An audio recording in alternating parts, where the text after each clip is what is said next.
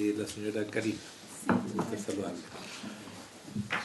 Presidente, una cuenta previamente nos recuerda el sistema de alta dirección pública de, si bien es cierto, mandaron la rendición de cuentas por escrito, pero le gustaría, digamos, venir al Consejo de Alta Dirección Pública, a la comisión, para explicar un poco su rendición de cuentas.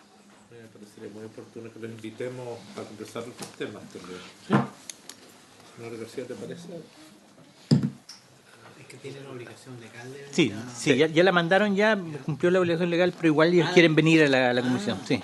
Se mandó, la repetimos por correo nosotros, pero igual quieren venir a la comisión a hablar con la comisión. Tiene la obligación de venir.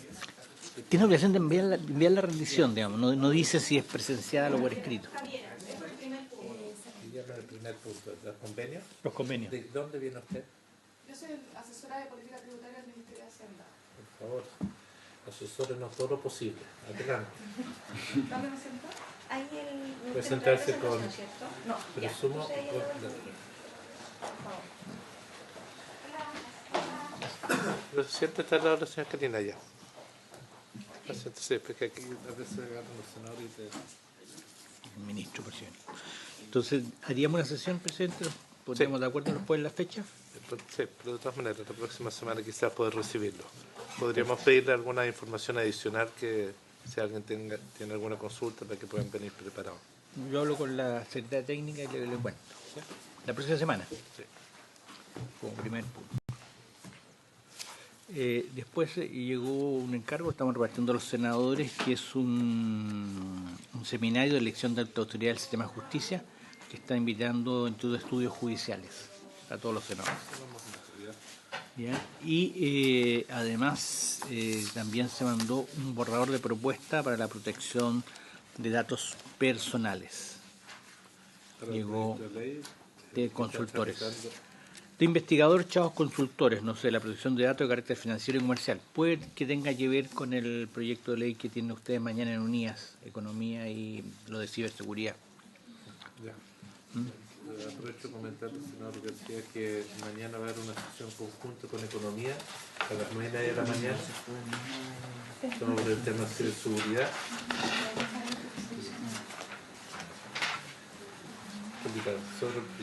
Ahora, respecto a los proyectos, presidente, respecto a la tabla, el primero que tenemos en ella es el convenio entre la República de Chile y el Gobierno de la República Oriental del Uruguay con relación a los impuestos sobre la renta y sobre el patrimonio para prevenir la evasión y elusión fiscal y su protocolo.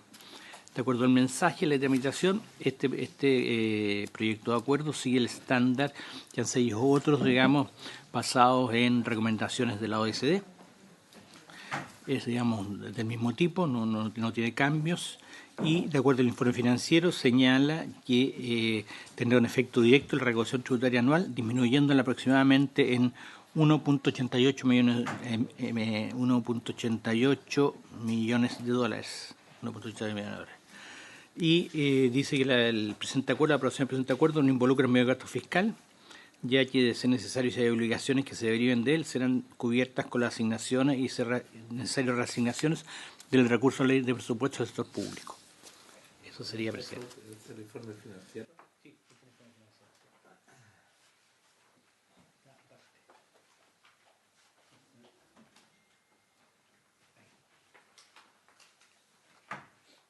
Don Felipe, tiene la palabra.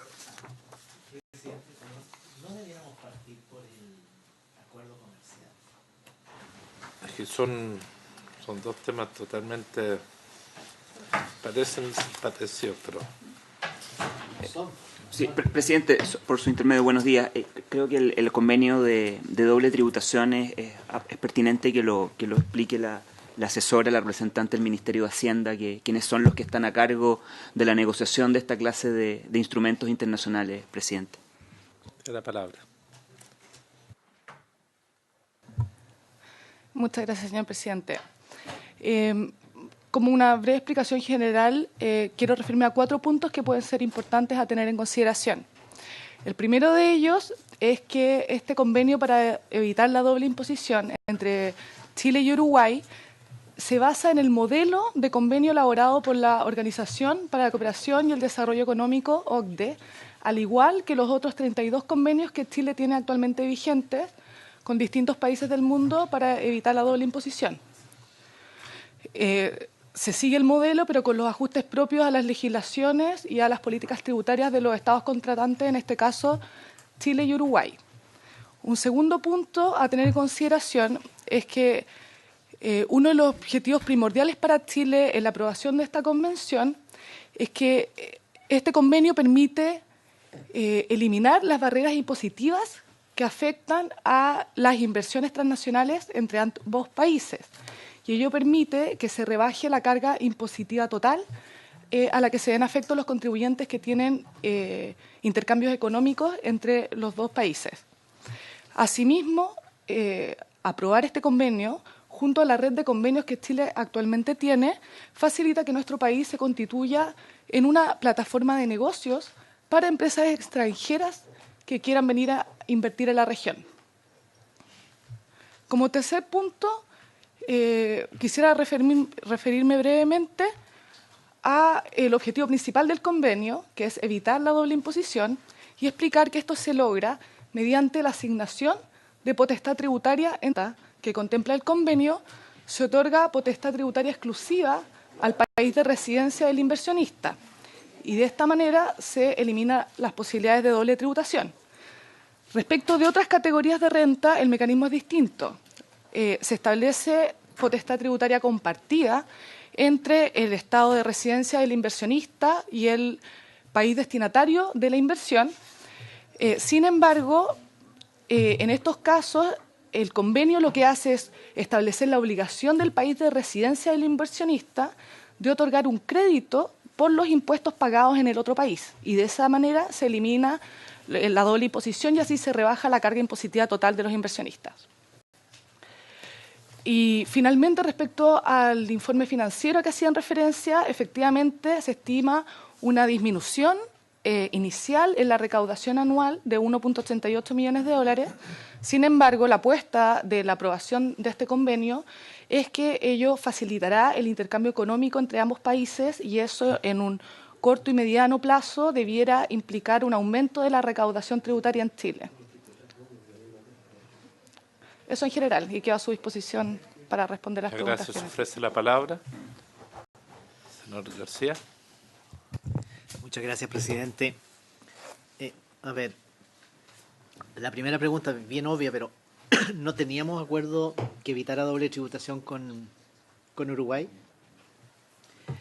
En el marco del Mercosur no teníamos, tampoco existía la obligación de los países de evitar doble tributación. Esto es totalmente nuevo. ¿Y qué número de acuerdo que evita doble tributación es este? ¿Podríamos tener la lista de los países? Yo creo que es bueno actualizarnos. Actualmente, Yo recuerdo que, por ejemplo, Estados Unidos todavía no firma, ¿no? Todavía no aprueba. Entonces, que yo creo que sería bueno quizás tener un listado con quienes tenemos y también los que estén en trámite. Y yo recuerdo Estados Unidos, pero no sé si habrá otro. Eso, gracias, presidente. Gracias, señora Javiera, ¿no? Javiera, sí. Mire, yo le pediría lo siguiente, que no... yo entiendo que la lógica de los acuerdos de doble tributación, en cual es evidente que Uruguay, al igual que el resto de los países del Cono Sur, han sido un poquito más lentos en allegarse a la idea del libre comercio, por decirlo suavemente. Y Uruguay se ha abierto con antelación a nuestros otros vecinos, en particular nuestra relación con miembros del Mercosur. Es el valor político de este acuerdo con Uruguay que les ha costado más, y ahora se abren más a esto en que hemos estado hace mucho tiempo. Como hemos tenido 32 tratados o 32 acuerdos similares, sería útil, no condicionado a que votemos esto o no, pero saber cómo nos ha ido. Porque aquí la apuesta de la doble tributación, o de no tener la doble tributación, es que en el caso de América del Sur, es que nosotros seamos plataforma efectivamente para inversionistas no nacionales, sino de empresas que se estén instalando en la región. No sé si tenemos algún dato de cómo nos ha ido hasta ahora en este esfuerzo, sería de interés poder contarlo, porque aquí la apuesta, más allá de la justicia de evitar la doble tributación, es que este es un incentivo para que otros se instalen con nosotros y operen hacia el Uruguay o hacia otros países desde acá. Si nos pueden allegar esa información, al menos que lo tenga usted ahora, porque yo me imagino que ya nuestros primeros acuerdos tienen que haber sido como los 90, ya probablemente ya tenemos un cuadro para evaluar. Sí, pero hace un tiempo. Entonces, es para poder tener la evaluación. Eso por sobre todo mi inquietud. No sé si hay alguna especificidad particular con Uruguay, que me imagino que no tanto, con respecto a su legislación interna. Si hay alguna restricción en alguna materia. Bueno, contestando las preguntas, gracias. Contestando las preguntas realizadas, en primer lugar, efectivamente, actualmente vigentes, tenemos 32 convenios para evitar la doble imposición. 32. El listado, está en la página del Servicio de Impuesto Interno, si quieres se lo podemos allegar. Efectivamente, el tratado con Estados Unidos fue firmado hace muchos años, sin embargo, no ha podido entrar en vigencia, pero no por razones de nuestro país, sino que por razones en el Senado de Estados Unidos, no solo el convenio de Chile, sino que muchos otros convenios. Claro, se ha cesado la aprobación por opinión de algunos parlamentarios respecto a su consulta. Si hay alguna evaluación de parte o de datos duros de cómo nos ha ido en esto, porque esto es parte de una política de en este caso nosotros vamos a perder, vamos a estar exportando 1.800.000 con el deseo de que a 10 años plazo tengamos varias empresas instaladas acá, porque es país de residencia y va a poder operar hacia otros lados. Entonces esto es casi una inversión en una estrategia.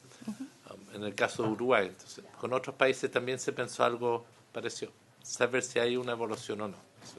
Para entender la pregunta suya, usted quiere saber si los otros acuerdos de doble tributación que Chile ha suscrito en el pasado, qué ha ocurrido desde el punto de vista de, si usted quiere, de lo que se dejó de recaudar versus lo que podríamos haber recaudado producto del establecimiento de empresas en Chile. Ya, pedagógicamente eso es lo que usted quiso decir, gracias, señor presidente.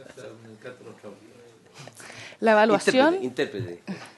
La evaluación en el Ministerio de Hacienda es totalmente positiva y por eso la política tributaria internacional, de hecho de Estado, de todos los últimos años, desde los años 90 cuando se empezó a implementar este tipo de convenios, ha sido en seguir implementándolo, porque la evaluación es positiva. De los intercambios económicos que se logran mediante la aprobación de estos convenios, incrementa la recaudación lo suficiente para compensar las rebajas potenciales de tasas que otorgan los convenios. Y me comprometo a investigar para poder allegarles, si es que así lo requieren, por escrito. Porque creo que una demostración de una política acertada que se ha seguido.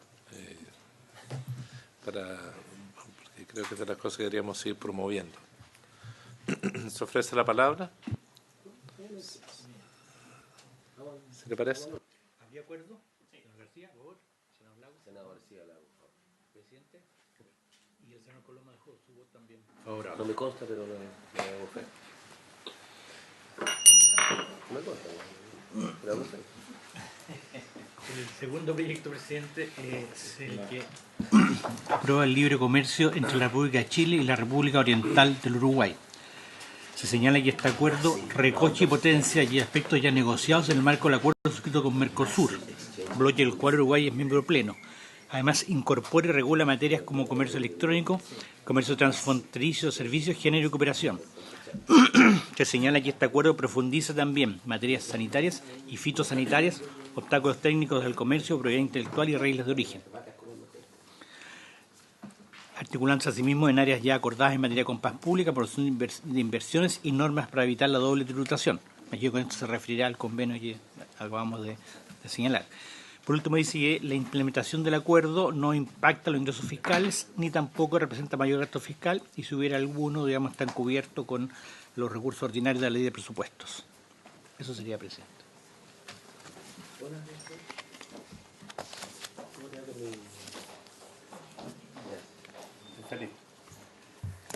Gracias, presidente, por su intermedio. Tenemos una presentación a disposición de ustedes, de la comisión, para poder ilustrar de manera general el estado de situación de la relación económica comercial con Uruguay y cómo este acuerdo que se está sometiendo a la aprobación de esta comisión viene a actualizar y modernizar esta relación que ya tiene más de 22 años en el marco del AC35. No sé si pudiéramos... Perfecto. Bueno, como señalaba, la relación económica comercial con Uruguay en la actualidad se encuentra regida por el Acuerdo de Complementación Económica número 35, que es el Acuerdo Chile-Mercosur, un acuerdo que se encuentra vigente desde hace más de 22 años y que ha tenido un efecto positivo desde el punto de vista del intercambio comercial y la integración comercial entre Chile y los países miembros del Mercosur. En particular con Uruguay, además del AC35, hemos venido enriqueciendo la relación económica con este país a través de la firma de distintos instrumentos a lo largo de este periodo de tiempo, y en este sentido destaco los acuerdos que se firmaron el año 2012, vigente en el año 2012 en el ámbito de las inversiones, un acuerdo que se suscribe en el ámbito de la contratación pública, y el acuerdo que se acaba de conocer por parte de la Comisión en materia de evitar la doble tributación, suscrito el año 2016. Como digo, la relación con Uruguay en el marco del AC35, en lo principal, dispone, ¿no es cierto?, que el 100% de los bienes, de los productos, se encuentran en la actualidad con un 100% de desgravación arancelaria. Es decir, tenemos en este momento una situación de libre comercio pleno con los países del Mercosur. El programa de liberalización del AC35 indicaba que a partir del 1 de enero del año 2006 el 97,7% de los ítems del universo arancelario ya habían obtenido un arancel cero. Y el resto de los productos, es decir, el 2,3%, alcanzó ese arancel cero en enero del año 2011. La evolución de la relación económica con Uruguay apunta o indica de que al año 2017 el intercambio comercial con Uruguay era de 263 millones de dólares. Uruguay específicamente es el octavo destino de nuestras exportaciones en la región, en América del Sur, y es ocupa el 38º lugar del destino de nuestras exportaciones a nivel mundial. El intercambio muestra, y en ese sentido las cifras muestran, de que es una relación que, si bien no muestra cifras de magnitud, pero nuestra evaluación en ese sentido es que es una relación que puede generar y tiene espacios, digamos, de crecimiento en el futuro. En términos de las exportaciones e importaciones y en términos de los productos más importantes, en términos de nuestra exportación al mercado uruguayo, se destaca el vino embotellado, los salmones, fruta fresca y cloruro de potasio. Y en términos de las importaciones que recibimos desde Uruguay, se destaca la carne bovina, medicamentos, arroz y preparaciones compuestas no alcohólicas. Las exportaciones totales el año 2017 de Chile a Uruguay alcanzaron los 123 millones de dólares. Y cabe destacar en este sentido el crecimiento experimentado en las exportaciones, por ejemplo, de vino embotellado, los que tuvieron un crecimiento importante durante el periodo 2016-2017 de aproximadamente un 40%. Similar comportamiento también de crecimiento tuvieron nuestras exportaciones de salmón y trucha, con un crecimiento de aproximadamente un 30%. Las importaciones desde Uruguay el año 2017 alcanzaron los 140 millones de dólares. Nuevamente en materia de exportaciones, alguna indicación de cómo ha sido la evolución en la distribución del año 2003 al 2017. En materia de servicios, de exportación de servicios, que es otro ámbito importante en la relación, estamos teniendo exportaciones de servicios de aproximadamente 10.000 millones de dólares al año 2017. Siendo Uruguay el destino número 22 de nuestras exportaciones de servicio en el mundo. Importante destacar lo que significa la provisión de servicios vinculados a las tecnologías de la información como un área de cierto crecimiento en los últimos años. En términos de empresas, lo mismo, también se registra un avance respecto de el número de empresas exportadoras a Uruguay desde el año 2003 al 2017.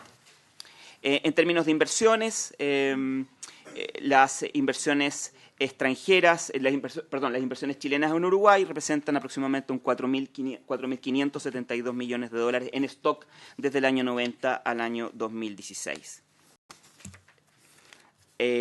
Para avanzar, presidente, yendo ya al acuerdo que estamos sometiendo a la aprobación de esta comisión, este acuerdo es un acuerdo que viene a complementar la relación comercial establecida en el marco del ACE 35, incluyendo disciplinas nuevas y además actualizando algunas de las disciplinas ya incorporadas en el ACE 35.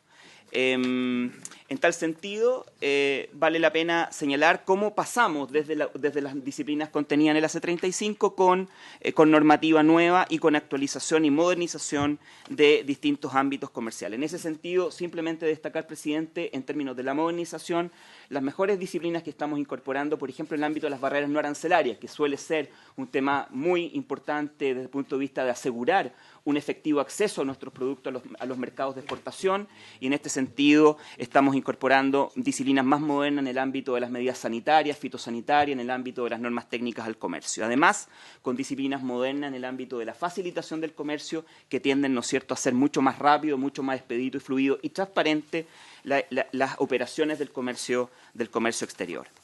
En materia de comercio-servicios también estamos incorporando normas nuevas con un nivel importante de liberalización del comercio-servicio entre ambos países, un área que a nuestro juicio es posible que pueda tener un dinamismo adicional de crecimiento en los próximos años.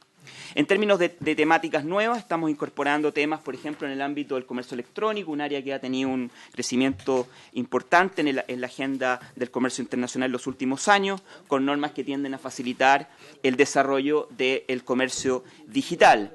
Y además, incluyendo temáticas que son parte de la agenda más bien inclusiva del comercio internacional, como tiene que ver con los capítulos en materia de comercio y género, normas en materia de pymes, en materia de estándares laborales, en materia también de estándares medioambientales, con lo cual estamos colocando la relación comercial con Uruguay en una situación, diría, equivalente a lo que hemos venido haciendo en nuestras más recientes negociaciones comerciales con otros socios. En suma, presidente, creo que este es un acuerdo que debiera ser un motor importante de dinamización de la relación comercial económica con Uruguay, modernizándola de manera importante, incluyendo estas temáticas a las cuales yo aludía, estas temáticas nuevas, y para finalizar, indica un camino que se ha seguido una vez que se negoció con Uruguay en términos de ir negociando esta clase de acuerdos con los socios del Mercosur.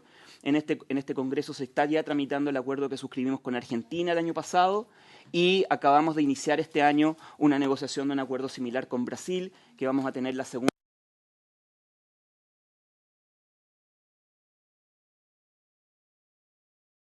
Muchas gracias. Ofrece la palabra.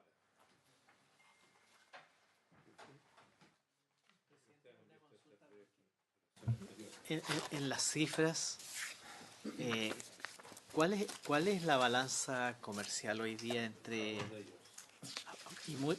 porque no veo que estén esas cifras en la presentación. Nosotros estaremos contando hoy. Sí, efectivamente, en términos de la balanza del año 2017, ellos tienen un superávit con respecto a nosotros, en términos de la cifra. Claro, nosotros estamos con exportaciones totales al 2017 de 123 millones de dólares, y en el caso de las importaciones recibidas desde el mercado uruguayo totalizan 140 millones de dólares el año pasado. ¿Carne? Claro, exacto. Medicamentos y carne son los principales productos que estamos importando desde Uruguay. ¿Las cifras son entonces 140 importaciones? 123 exportaciones el año pasado. Sí. Perdón, presidente. Y básicamente, porque aranceles ya no hay. No, O sea, básicamente son normas...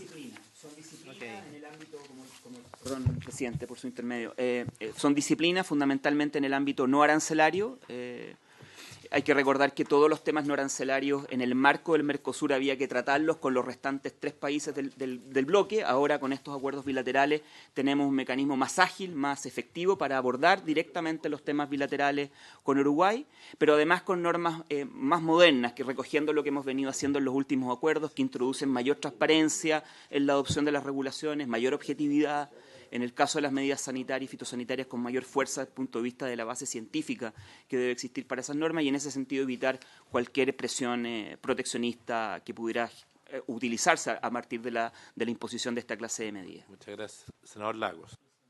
Sí, bueno, algunos de nosotros ya vimos este proyecto de acuerdo a la Comisión de Relaciones Exteriores, ya, entonces no voy a repetir, no, yo sé que hay que ponerlo en votación inmediatamente, señor presidente, pero solamente para que quede en el récord de las actas de la Comisión de Hacienda, ya, y porque otros miembros no participaron.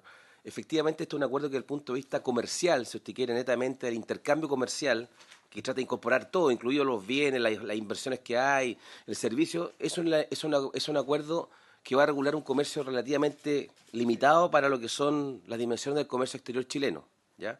E incluso uruguayo para sus efectos, porque ellos tienen un comercio también importante para otros mercados.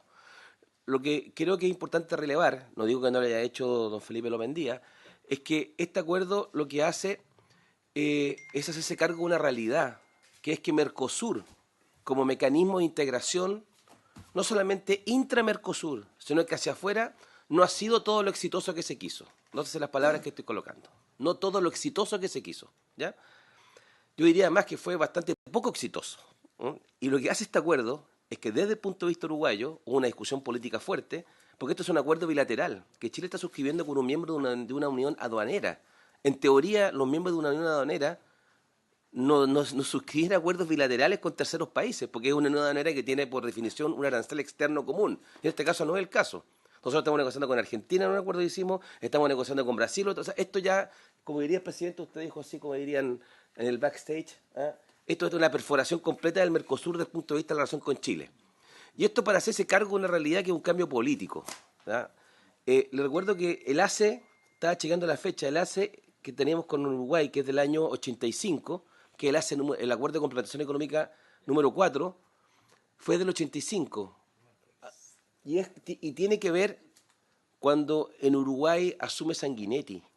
¿Ah? Lo chequeé ahora porque dije, ¿cuándo ocurrió esto? ¿Ah? Y así todo Sanguinetti estuvo de acuerdo bastante pragmático, llegaba a un acuerdo con el gobierno chileno en la época, que tenía algunas peculiaridades desde el punto de vista democrático. Entonces, yo siento que lo que hay hoy día es un salto cualitativo en la política exterior de Uruguay. ¿Ah? Y eso es lo que yo creo que nosotros tenemos que entender, porque hubo un debate amplio, ya está el Frente Amplio gobernando por segunda o tercera vez, ya perdí la cuenta ya. ¿Ah?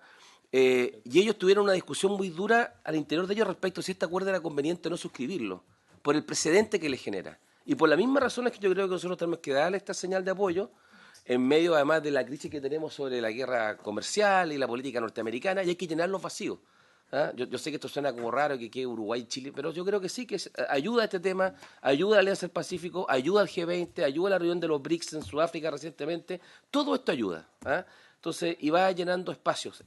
Termino acá. Le hicimos muchas preguntas que están en el informe que viene a la Comisión, así que no las voy a repetir, pero no es perfecto el acuerdo. Yo habría preferido disciplinas más duras, tal vez, no duras, pero más exigentes a los estándares que nos dimos con Europa, con Estados Unidos, con Corea del Sur, con Nueva Zelanda, con Australia, con todos esos países nos han dado disciplinas un poquito más exigentes, pero creo que hay que reconocer el esfuerzo que ha hecho Uruguay, que había sectores en Uruguay que hace muchos años querían dar este paso y que no podían por razones internas. ¿Ah? Entonces yo siento que este acuerdo es beneficioso para nosotros, ¿no? Y nuestra política comercial. Muchas gracias. ¿Se ofrece la palabra? Yo también estoy agotado, la verdad. Yo creo que me voy a pedir el día. Senador García. Quería consultar si en el comercio con Uruguay se han presentado algún tipo de dificultades fitos o sanitarios, por ejemplo, en carne. Yo quiero recordar lo que nos ocurrió con Brasil, ¿verdad? Que nos empezó a llegar carne descompuesta. Yo entiendo que Uruguay tiene una disciplina completamente distinta, pero sería bueno saber si, no sé si trigo nos llega de Uruguay, yo creo que no. Porque también tenemos problemas con las importaciones de trigo que vienen desde Argentina, que muchas de no son trigo. Si se han detectado algún tipo de irregularidades en el comercio bilateral. Muchas gracias. Mire, yo quiero... Gracias, presidente. Muchas Muchas gracias, senador García. Yo quiero solo afirmar, yo creo que esto es un paso político muy importante para Chile, tiene que ver con nuestra relación histórica con el Uruguay, que es un país que juega un rol físicamente y políticamente muy relevante en lo que es la relación entre Brasil y Argentina. El país estamos apuntando, yo creo que tiene un tremendo valor este tratado, no por lo comercial, lo que hay detrás de este nuevo esquema, y valorarlo y a todos los que participaron del proceso de negociación. Yo entiendo que estamos con la última generación de tipos de acuerdos comerciales, en este caso con el Uruguay dimos un salto no solamente en lo formal, sino cualitativo por los capítulos adicionales, de los temas adicionales. Yo quiero dejar constancia y agradecer a todo el equipo negociador que participó en ese esfuerzo, porque más allá de los temas puntuales, sea medicamentos, sea carne, tiene que ver con probablemente la primera materialización real de la relación distinta de Chile con los países del Mercosur y de la Alianza del Pacífico con Mercosur. Este es un cambio que puede abrir algo a futuro muy, muy relevante. Entonces, solamente constatar eso. Y entiendo que en la parte cualitativa, una parte muy relevante es el acuerdo de nuestro SAG con la institución equivalente en el Uruguay, que entiendo que es una preocupación nacional, que era lo que apuntaba el senador García. Gracias, presidente. Sí, por su intermedio, en primer lugar, señalar de que afortunadamente hasta el momento no hemos tenido dificultades mayores en materia sanitaria y fitosanitaria con Uruguay. Sí entendemos de que de alguna manera las normas y las disciplinas que están contenidas en este acuerdo son una muy buena o establecen una muy buena instancia para abordar ese tipo de dificultades que pudieran generarse en el futuro, por las razones que veíamos hace un rato. Y lo segundo, presidente, efectivamente, en este sentido, tomar sus palabras como las del senador Lagos Weber en términos de la importancia política que tiene este acuerdo y en particular en lo que usted señalaba en términos de este acercamiento que estamos tratando de generar hacia la Alianza del Pacífico. Y aprovecho la instancia, presidente, para señalar en este sentido de que esto se confirma a partir, ¿no es cierto?, de la negociación que estamos llevando a cabo con Brasil en este momento, en donde uno de los motores importantes de esa negociación, principalmente también desde el lado brasileño, es efectivamente verlo como un canal de acercamiento efectivo hacia la Alianza del Pacífico con la adopción de esta clase de estándares y disciplinas que van precisamente en esa dirección. Muchas gracias. Votación, secretario. Presidente. Senador García, a favor. Senador Coloma. Senador Pizarro. Senador Lagos. No, a favor así nomás, no con mucho entusiasmo. ¿Por qué entusiasmo? Porque que sí, aprobado. Muchas gracias a nuestra invitación. Por favor, transmítale nuestro agradecimiento a todos los equipos que han trabajado en esta materia.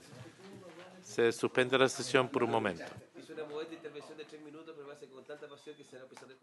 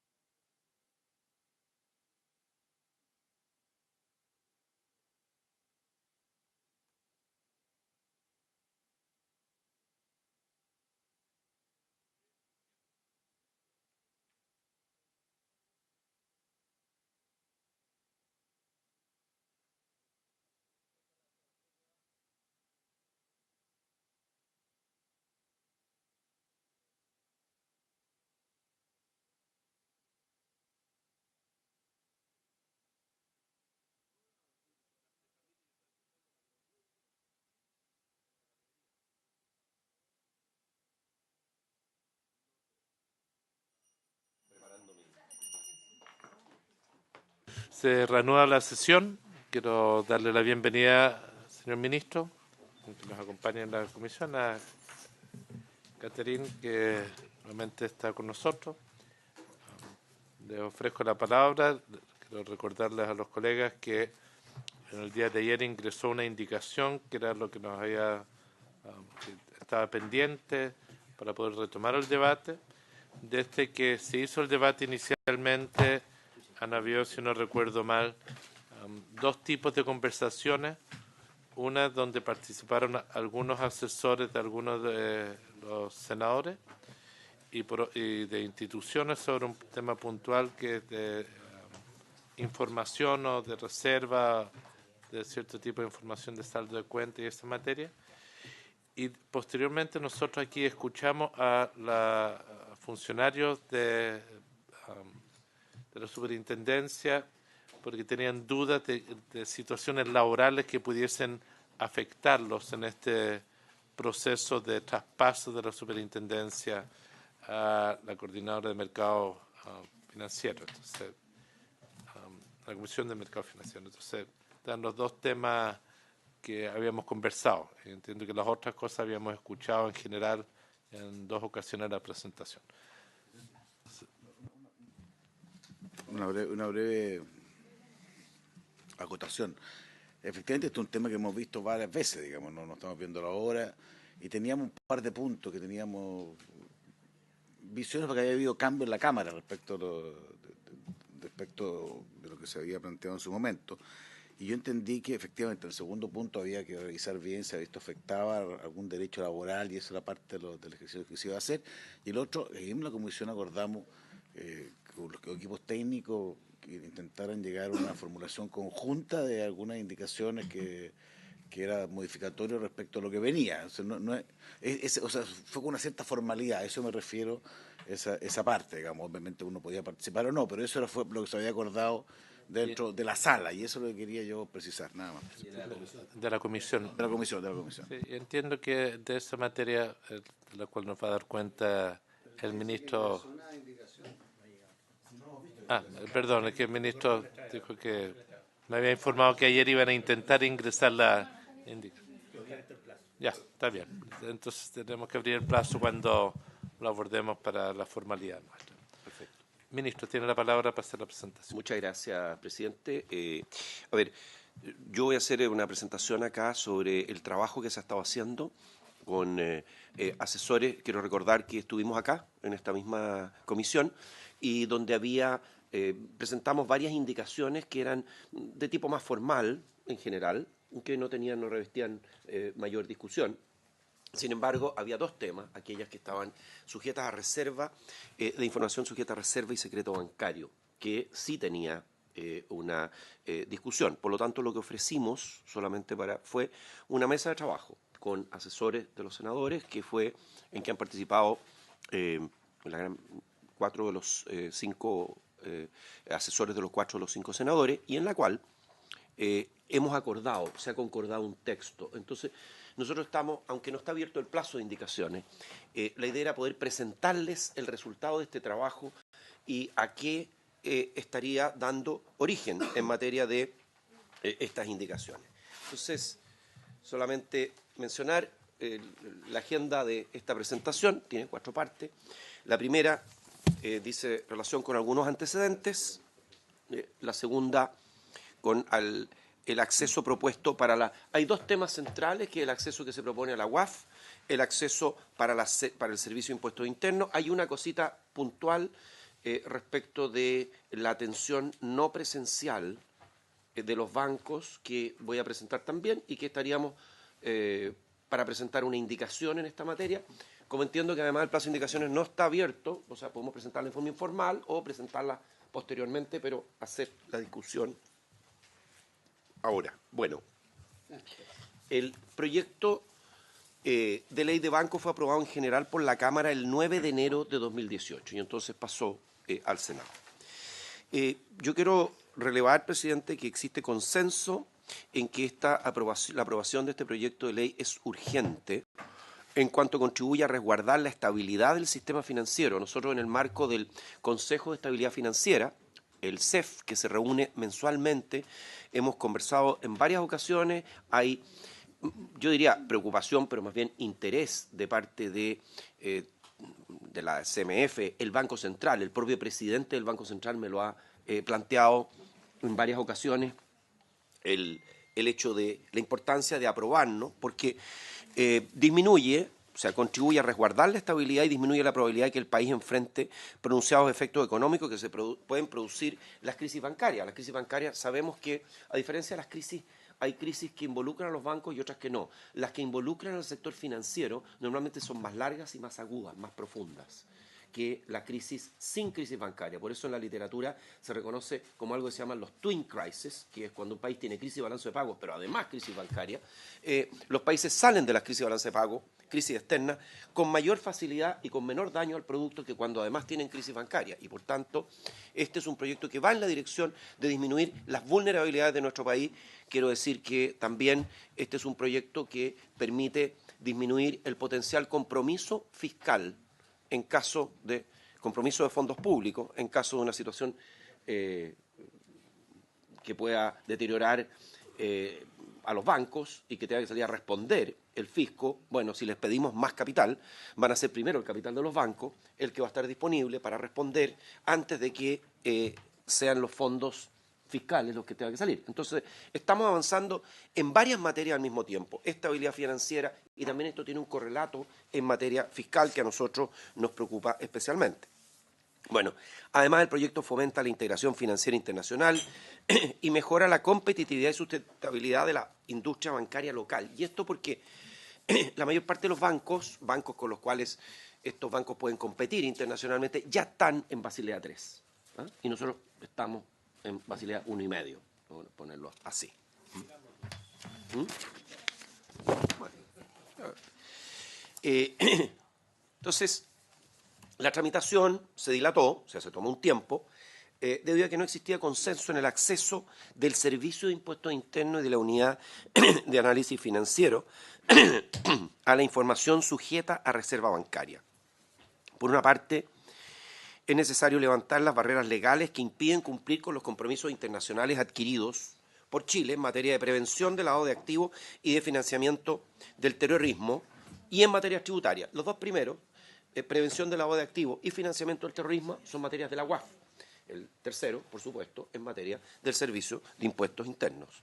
Y por una parte está cumplir, hay que levantar barreras legales, pero a la vez proteger la privacidad de las personas, particularmente la privacidad financiera, que es otro principio. Entonces aquí estamos tratando de equilibrar dos principios. El 8 de mayo, el gobierno, nosotros presentamos, fue aquí mismo, el 8 de mayo en sesión de esta comisión, presentamos indicaciones al proyecto que, entre otros ámbitos, modificaban las normas relativas a secreto bancario. Y con el fin de hacer más expedita la tramitación del proyecto, nosotros propusimos que se discutiera y se tratara de llegar a una solución de consenso en una mesa de trabajo, ¿ya? Con representantes de los senadores de la Comisión de Hacienda. Esa mesa de trabajo funcionó alrededor de 2 meses y luego de 2 meses tenemos el fruto de este trabajo y quiero decir, presidente, que nosotros pensamos que estas modificaciones cumplen adecuadamente los objetivos que nos trazamos, que es compatibilizar nuestros compromisos internacionales, estándares OCDE, a los cuales tenemos que llegar y la protección de la privacidad. Y por lo tanto, a continuación vamos a presentar la propuesta resultante del trabajo realizado por la mesa.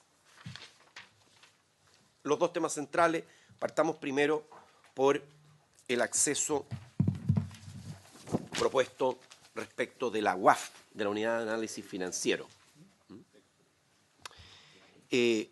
¿Cuál es el estándar internacional aplicable? Es el estándar del el organismo internacional de supervisores como la UAF. ¿No? O sea, la GAFI. ¿Con sede en dónde? ¿O tiene sede eso? Con sede en Basilea, Ginebra o Brujas, algún lugar. Una pregunta de curiosidad, ¿depende de alguien, de alguna institucionalidad? Es la FAT. Seis. Aquí vamos a ver. Actualmente, A ver, el punto es que actualmente no se cuenta con una adecuada supervisión preventiva contra lavado de activos y financiamiento del terrorismo. En realidad, lo que ocurre hoy día, antes de esta ley, la institucionalidad vigente, es que las BIF revisa la existencia de controles aplicados por los bancos a sus clientes, pero no la efectividad de dichos controles. Es decir, hay una revisión de la existencia de controles, pero que los controles sean efectivos o no, no es parte del tema. Y por lo tanto, hay una cierta suerte de revisión de forma, pero no de fondo. Y es a eso lo que nos tenemos que abocar. Más aún en el caso de detectar alguna irregularidad, las BIF ha interpretado que no le está permitido compartir la información con la UAF. O sea, tenemos un problema acá. Y eso es parte de lo que quiere corregir esta legislación. ¿Cuál es la propuesta respecto de la UAF? ¿Cómo haría, más allá de lo formal, sino que en el fondo? Bueno, en el artículo 154 del proyecto de ley que modifica la Ley General de Bancos, la propuesta que hacemos en el Ejecutivo, esto es parte del trabajo, de aquí en adelante expongo, la propuesta del Ejecutivo es la propuesta que surge del trabajo consensuada, digamos, en esta mesa de trabajo. Se elimina la presunción en favor de la UAF de interés legítimo y la no previsibilidad del daño patrimonial. Es decir, lo que establecía el proyecto de ley es que se presume interés legítimo y que no va a haber daño patrimonial. Por presunción, no tiene que probar nada. Entonces basta que la UAF solicite, se presume que hay interés legítimo y que no va a haber daño patrimonial para la persona que es cuya actividad o sus cuentas, etcétera, son investigadas. Pero a la vez se faculta a la CMF, a la Comisión de Mercado Financiero, a compartir información sujeta a reserva con la UAF cuando detecte alguna irregularidad en los controles de los bancos en materia de lavado de activos y financiamiento del terrorismo. Es decir, hay que recordar que las BIF, de acuerdo a esta legislación, se sume en la Comisión de Mercado Financiero, pasa a ser parte de esta Comisión de Mercado Financiero. Por lo tanto, en lo que estamos diciendo de aquí en adelante es que cuando la CMF detecte alguna irregularidad, la va a poner en conocimiento de la unidad de análisis financiero. O sea, no es la unidad de análisis financiero la que tiene el acceso directo, sino a través de la CMF. Pero, en este caso, estamos dejando claro que la CMF puede compartir esta información con la UAF cuando detecte alguna irregularidad. Cosa que antes es distinto a la presunción de la UAF de intervenir directamente.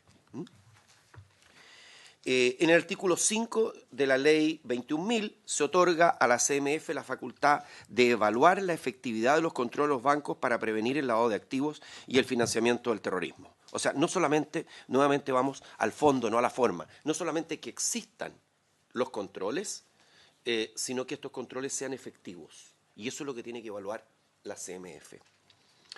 Se establece el deber para la Comisión de Mercado Financiero de informar a la UAF la ocurrencia de cualquier acción u omisión que pueda indicar dichas conductas y entregarle los antecedentes correspondientes, incluyendo la información sujeta a reserva.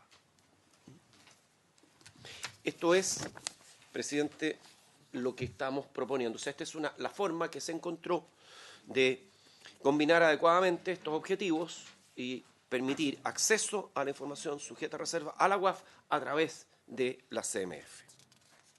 Vamos ahora a ir al acceso propuesto respecto del Servicio de Impuestos Internos. Primero, estándar OCDE.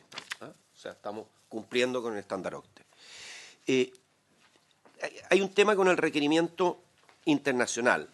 En el marco de compartir información con organismos internacionales, Chile no cuenta con excepciones que permitan omitir la notificación al titular de la cuenta en casos en los cuales la información se requiera con urgencia o que dicha notificación pueda dañar el curso de la investigación. O sea, el procedimiento común es que el servicio recurre al banco, el banco pide la autorización del titular, ¿ya? Y el titular puede negarse. Si el titular se niega, hay que ir a un tribunal, al tribunal que corresponde, al tribunal TTA, ¿no es cierto?, al cual se le solicita y puede permitirlo. Lo que estamos proponiendo acá, en esta modificación, es una excepción. ¿Ah? Esa es la situación actual. previa a la propuesta. Pero también en la situación general. ¿Ah? Por lo que estamos diciendo es que en los casos en que... Chuta, voy a tener que omitir al... Creo que sí. Presidente. En el marco entonces de compartir información con organismos internacionales, lo que estamos permitiendo a través de esto es que existe una excepción. Y la excepción es que se omita la notificación al titular cuando la información se requiera, cuando ocurran dos cosas, que la información se requiera con urgencia. Ok, Coto. Que la información se requiera con urgencia o que dicha notificación pueda dañar el curso de la investigación. ¿Quién determina? Esto es importante, el tribunal. Entonces, lo que ocurre es que en este caso la solicitud no va al banco, que el banco le pida a la persona, sino va al tribunal. ¿A qué tribunal? Al tribunal competente, al tribunal que está mirando la causa. Y ese tribunal, a su vez, determina si es que se requiere con urgencia, en caso de urgencia, o bien que la notificación al titular de la cuenta, por ejemplo, vaya a dañar el curso de la investigación. Por ejemplo, para hacerlo más simple, si el notificar podría lograr que la persona sacara los fondos, ¿no es cierto?, en el marco de la investigación. Eso puede dañar el objetivo de la investigación. Bueno, entonces lo que estamos hablando acá en esta omitir la notificación es no alertar a la persona bajo determinadas condiciones. Pero esas condiciones... Sigue siendo bajo los tribunales. Bajo el tribunal, claro. Claro, ese es el punto, que esto pasa a través del tribunal. O sea, no pasa a través del organismo administrativo de ese impuesto interno. No. Eso lo pueden estar normal. Eso es el cambio que estamos haciendo. Lo que se aprobó en general, Lo puede pedir, pero... se aprobó en general que tanto la UAF, Acceso a Información, De la Equidad Nacional. como el impuesto interno, tienen la facultad de acceder a la información, hay una presunción de legalidad en cómo se obtiene. Aquí lo que se está proponiendo es buscar un estándar donde, a efecto de impuesto interno, se siga operando a través de los tribunales con excepción. Con una forma distinta. No, de forma distinta. Pero a través de tribunales, pero es casi la misma, pero con excepción, entiendo que esa es la modificación que han planteado. Pero la excepción es la no notificación, que es muy importante. No, sí entiendo, que se le entrega si se notifica o no, porque lo que habíamos aprobado en general es que impuesto interno puede acceder, siempre. Eso es lo que se aprobó, y nosotros lo aprobamos en general como... No estoy diciendo lo que está aprobado en general. Y en esta lo que se está estableciendo es que impuesto interno no... Estamos primero en la parte internacional, el requerimiento internacional, que se requiere siempre acuerdo del tribunal y con notificación. La excepción es que si en estas dos causales el juez puede omitir la notificación. Exactamente. Cosa que se va a hacer extensiva, no solamente para los requerimientos internacionales, sino también para los requerimientos del servicio de impuestos internos. O sea, no hacer una discriminación, porque podría haber un requerimiento, por ejemplo, a personas, ¿no es cierto?, emprendedoras que hayan tenido actividades en otros lugares y que estén siendo requeridas por esas autoridades tributarias. Entonces, esa sería... Cuando decimos servicio de impuesto interno, se refiere a servicio de impuesto interno chileno que puede generar requerimientos respecto a personas del exterior. O nacional. Nacional. Eso es para nacional, ¿ah? Esto es nacional. Ahora, del exterior, eso ya depende de la jurisdicción a donde llegamos. Sí.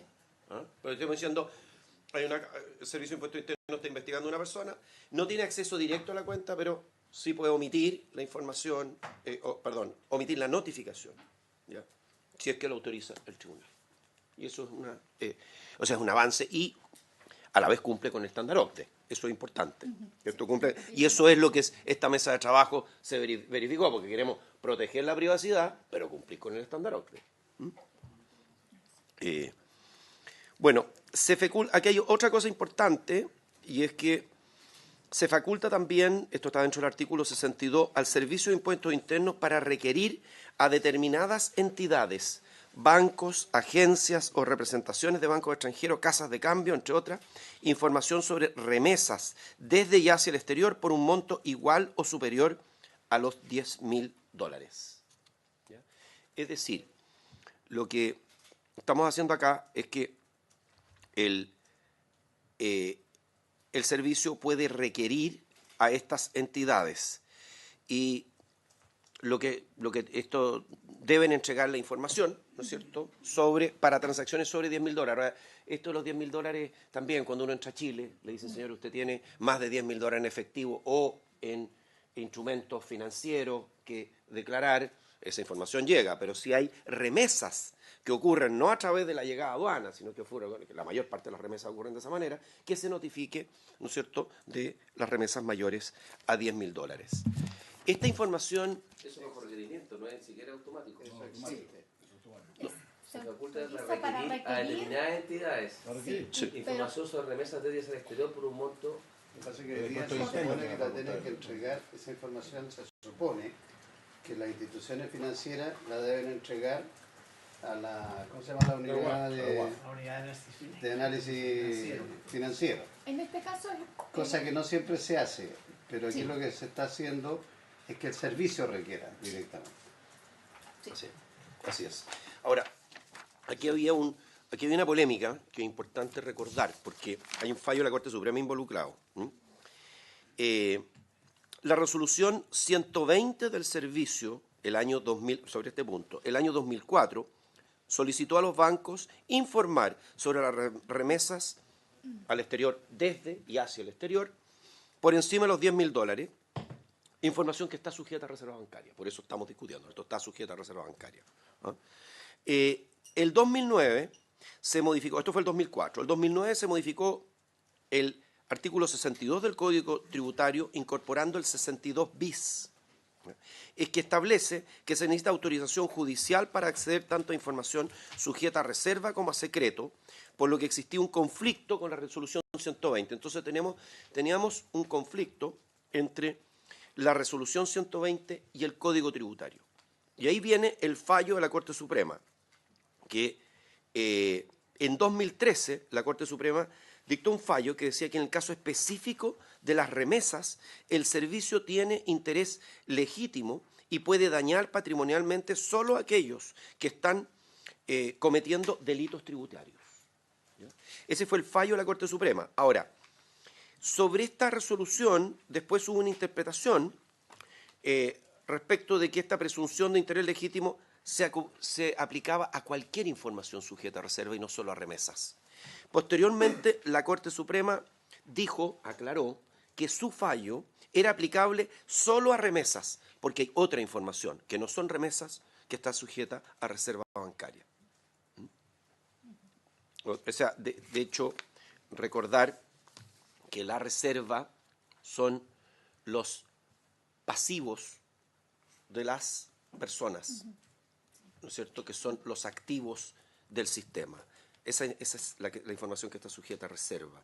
Y la información que está sujeta a secreto son los activos de las personas, que son los pasivos del sistema. Esa es la diferencia entre reserva y secreto. Por tanto, lo que estamos haciendo acá... Eso quizás en Chile, básicamente, y no en todos los países, ¿o sí? No sé la legislación. No sé, los países aplican secreto. La OCDE no bastante... conoce el concepto, esta diferenciación entre secreto y reserva, que el ministro le tomó, no en la talla, le tomó mucha concentración a hacer esa distinción recién. Sí. No ocurre en muchos países de la OCDE, entiendo. Ahí el tema, o es secreto o reserva, es un puro concepto, no tienen dos conceptos. Sí. Así es, efectivamente. Y aquí es bueno entender que entre reserva y secreto. En Chile tenemos dos, o sea, somos bastante... Claro. Sí, no, se lo estoy criticando, pero es bien especial. Claro. Porque entonces cuando uno tiene que sentarse a conversar con la OCDE estos temas, Bueno, esa es la discusión que tenemos. y por eso estamos viendo este tema. Claro. Ahora, ese explico, punto, ¿no? Hasta donde yo no ha sido relevado esta diferencia que tenemos, la hace un poco más, porque, a ver, efectivamente, senador, yo me sumergí en este tema para poder entender, porque se hablaba de reserva, secreto, y uno lo puede aplicar con liviandad cuando está discutiendo un proyecto de ley como si fueran sinónimos. No son sinónimos, uno está en una parte del balance y la otra está en la otra parte del balance de los bancos. Y porque la legislación, no sé si la palabra... Sí, legislación y la jurisprudencia ya distingue entre reserva y secreto. La legislación. Sí. Porque estos son leyes, no son... Por eso la legislación. Y además la jurisprudencia tiene que... ve que la Suprema tuvo que hacer una interpretación, o no sé, o falló nuevamente respecto a lo que había fallado antes para distinguir entre secreto y reserva. Y todo esto porque en otros países la OCDE no tiene esta disquisición. No estoy criticando lo que tenemos, estoy diciendo que somos distintos. Sí, sí, en este punto. Y eso es lo que nos hace más complejo a, ¿cómo se llama?, cumplir con nuestra obligación internacional.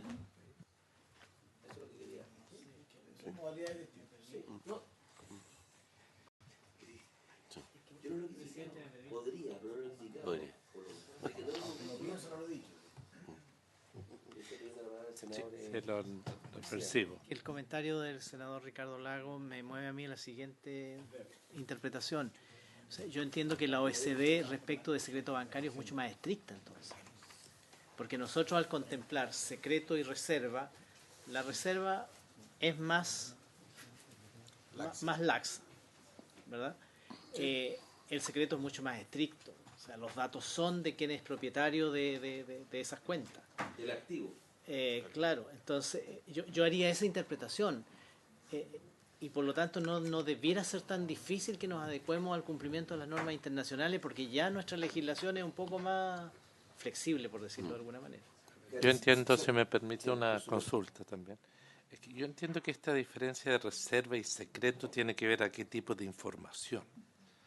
Aquí hay algunos que no quieren que impuesto interno pueda, bajo la presunción legal de interés legítimo, tener acceso a cierto tipo de información, como los saldos, como es saldo de las cuentas. Entonces, uno puede tener algún acceso a información, pero a otra no. Y esto es alertando o no información, y lo que se hace es, se mantiene lo que hay hoy en nuestro país, que es tribunal, consulta a través de tribunal. Se mantiene, a diferencia de lo que aprobó la Cámara, aquí volvemos a una lógica de mayor secreto bancario sobre saldos de cuenta para las instituciones. En otros países el IRS tiene acceso directo a información de los saldos de las cuentas hace mucho tiempo.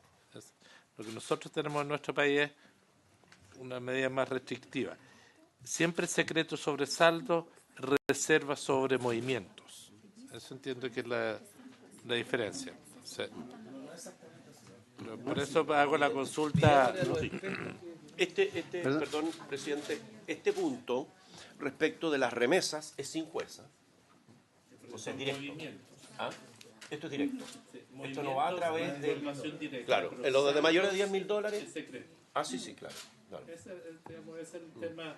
Y lo que innovaba el proyecto en esta materia es que el acceso a los saldos es ahora con trámite de tribunal, que no lo era en el proyecto que venía de la Cámara. Bueno, eso venía de la Cámara venía el tema del interés legítimo. Y eso es lo que se elimina. Claro, la ahí donde se produjo legítimo y daño patrimonial. Ahí donde se produjo la discusión acá. Y en eso no hubo acuerdo. Entonces se dijo, bueno, ¿qué es lo que gatilla o cómo se puede garantizar los dos bienes a proteger que se han planteado acá? El tema del secreto está establecido claramente en el artículo 174. Define las materias que son motivo de secreto bancario, que son los depósitos y captaciones de cualquier naturaleza que reciban los bancos. Eso está sujeto a secreto bancario. Y respecto de eso no se pueden entregar antecedentes, salvo que lo autorice un tribunal o el propio titular de la cuenta. Esto es lo que es la ley vigente. Y la ley vigente establece que las otras operaciones quedan sujetas a reserva. Ahí es donde hace todo otro tipo de operación. Entonces las modificaciones que se están planteando vienen fundamentalmente en esta segunda parte a propósito de si la UAS por sí misma, alegando interés legítimo, podía tener acceso a los depósitos, a las cuentas, al saldo, a lo que fuera. Ahí es donde se establece esta nueva formulación, que es la que estamos viendo ahora, que en mi opinión permite un cierto equilibrio y lo que es más importante, lo que habíamos visto acá, que podamos cumplir nosotros con los estándares internacionales de las instancias donde estamos participando, se puedan combinar los dos elementos. Oye, la misma... senador Yo Coloma. entiendo igual que el senador Pizarro. O sea, aquí estamos tratando, el contexto que planteó el ministro hay que entenderlo es en función de que hay una discrepancia, si no, no se habría hecho este esfuerzo, digamos. Aquí había un criterio planteado por la Cámara, digamos, respecto en la práctica terminar con el secreto bancario. Eso es lo que se ha planteado aquí es un término de flexibilizarlo para terminar en esta cosa que a mí, en lo personal, yo soy bastante más defensor del secreto bancario, lo he dicho 20 veces acá, porque creo que tiene que ver con un atributo de la personalidad. O sea, en un mundo, a mí lo que más me sorprende en un mundo donde hay una mezcla de datos libremente transmitidos y donde se dice que la clave es la protección de los datos. Hemos estado en varios proyectos aquí en el Parlamento tratando de ver cómo se defienden los datos. A partir de estos datos, que son muy importantes para una persona, que es un movimiento de una cuenta, se hace una especie de levantamiento, cosa que a mí siempre me ha sorprendido. Pero entiendo, porque aquí hay como, no sé, la O que uno tiene que mirar para arriba, hay que mirar la otra cosa que le gusta a usted, el yasco, ¿cómo se llama? Yosco, que también es muy relevante para estos efectos, que hay que dar un paso. Y este paso se da generando una apertura bien importante respecto al secreto bancario, que respecto a las remesas, en primer lugar, y Desde ya sea, esa es la gracia. ¿Ah? Desde ya sea. Desde ya sea. Desde ya. Eso es muy importante. Está bien, que es muy, yo creo que excesivo, pero entiendo que si hay ánimo de llegar a un acuerdo uno tiene que ser flexible, digamos. Yo lo habría hecho bastante más no lo habría hecho así, pero uno tiene que, si hay que llegar a acuerdo uno tiene que generarse. Y se hace además un tema de notificación a la parte que era necesario para cualquier otro objetivo, que en determinados casos se da al tribunal, que siempre me importa que el tribunal, la facultad de no informarlo cuando hay un eventual daño o justificación. Entonces, o justificación para la investigación. Entonces, ese es el contexto. Aquí no estamos hablando de blanco y negro. Ese blanco y negro ya los vimos la otra vez. Hay uno que puede ser partidario que se termine el secreto bancario, que puede ser una cosa. Otro que decide que a mí me interesa que los datos personales, digamos, sean garantizados, tal como estamos garantizando otro tipo de datos. Esto está metido en un concepto mucho más amplio respecto al atributo de la personalidad. O sea, que sea el día de mañana las cuentas de los mails, reservados o no reservados, bastante parecido a lo que estamos haciendo respecto a las cuentas bancarias. Así, no nos perdamos, que estamos dando una señal, porque alguien puede decir, ¿qué argumento hay para que cualquiera de estos organismos no diga, mire, yo quiero saber, entrar en el mail de fulano de tal, digamos? Bueno, eso es parte de la sociedad que nosotros queremos. Esa es la pregunta que yo me hago. Porque también alguien puede decir, ¿sabe qué más? Yo no tengo problema, yo considero una sociedad moderna, hay que entrar a los mails libremente. No sé, yo tengo mi duda, yo creo que son parte de las cosas que uno tiene que considerar como información particular, y eso básicamente tiene que ver con las cuentas. Ahora estamos dando un paso que se dice es requerido internacionalmente con mucho grado de exigencia. Creo que lo que se ha dado o se ha acordado para mí va más allá de lo que me habría gustado, pero entiendo que en este esfuerzo de poder concordar dos visiones, y ahí parece que ese es el contexto en que hay que darse, porque si uno lo mira así en frío no puede decir por qué sí una cosa, por qué no otra cosa. Lo que está en juego acá son dos visiones de cómo enfrentar la garantía de los datos, y aquí se está buscando algo así como un justo medio para tratar de no complejizar el tema internacional y también darle herramientas por si efectivamente hay alguna actitud indebida de poder tener los resguardos necesarios. ¿Me permite? Mire, yo no quiero emitir un juicio de valor, quiero primero tratar de objetivar el tema. Hoy, las remesas, impuesto interno, ¿tiene acceso a esa información? Sí tiene. Perdón. Acceso a la información sobre remesas. Impuesto interno, ¿tiene acceso a esa información? La UAF, ¿tiene acceso a esa información? La UAF sí, el servicio no. Así es. Entonces, pues entonces es solamente, perdón, quiero solamente cuando queremos, eso es lo que no hay hoy. Lo que aprobó la Cámara es que Impuesto Interno y la UAF tengan siempre acceso a la información de movimientos, remesas. De todo, sí. No solamente remesas. De todo. De todo. De toda operación. Y además, es que quiero tratar de separar los dos temas para entender bien dónde están los equilibrios que están proponiendo. Entonces, hoy en día hay cualquier acceso de información a saldos tiene que ser vía tribunal. Hoy.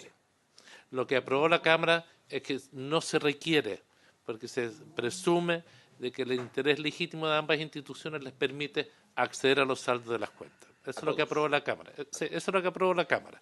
Entonces, no es solamente de operaciones, remesas, sino también saldos. En la propuesta que se ha construido es impuesto interno y la UAF tienen acceso a remesas, pero respecto a saldos pueden llegar a tener acceso, pero es a través de petición al tribunal, y la diferencia si se notifica al dueño de la cuenta o no es si la petición es, digamos, fundada y que el juez cree que puede, si se notifica, puede causar daño a la investigación de urgencia. Ese es el modelo que se ha adoptado. Entiendo que no digo que sea mejor o peor. Para entender lo que se está haciendo. La duda que yo tengo hasta ahora en esta propuesta, ministro, tiene que ver con la parte respecto a la UAF, que pasa por CMF. Porque eso ya es una modificación mayor. Esa parte no entendí por qué lo quieren hacer por el CMF, porque la UAF debería poder... Claro, lo que pasa es que, recogiendo también experiencia internacional, senador, hoy día las BIF se meten en este tema, pero tenemos un problema, que las BIF primero chequea solamente que existan los mecanismos de control, pero no que sean efectivos. La primera cosa, es formal, estamos avanzando a que pueda chequear el fondo, que sean efectivos los mecanismos de control, pero a la vez no la comparte con la UAF, porque entiende que no debe o no tiene la facultad de compartirla con la UAF. Entonces lo que estamos diciendo ahora es que la CMF debe compartirla con la UAF cuando vea algún movimiento. La pregunta es, ¿por qué no es la UAF la que tenga esa facultad e informa al CMF? Digamos, ¿por qué se quiere cambiar? Estoy hablando de lo que fue el proyecto aprobado en la Cámara. Perdón que me interrumpa, pero nosotros aprobamos, usted tiene todo el derecho a preguntar, pues, nosotros aprobamos con la Comisión Nacional de Valores, esto fue largamente discutido, y aquí largamente discutimos un año, si y ahí dentro de la Comisión Nacional de Valores, que es bien interesante la fórmula, se estableció que fuera el organismo que tuviera esta información, incluso se estableció un sistema muy interesante respecto de cómo requerir información a los tribunales, que fue una innovación respecto de todo lo que estaba planteado anteriormente. Y eso es lo que se establece en el proyecto. Por eso a eso esto se discutió en ese momento. Lo único que saca respecto a la Cámara de Diputados, pero se saca respecto a la realidad. No de la realidad, pues claro. Esa es la realidad, y la realidad, que tiene que informar a la y eso se acordó en la Comisión Nacional de Valores como innovación, a eso me refiero. Como la UAF está en temas de lavado, ¿ya? Lo que estamos haciendo en el fondo es traspasarle el mercado financiero, a CMF no una facultad de investigar o detectar fenómenos de lavado de dinero. Y que si es que hubiera porque como no es un control de procedimiento ya, es uno sustantivo, lo que se está haciendo es quitándole una atribución a la UAF.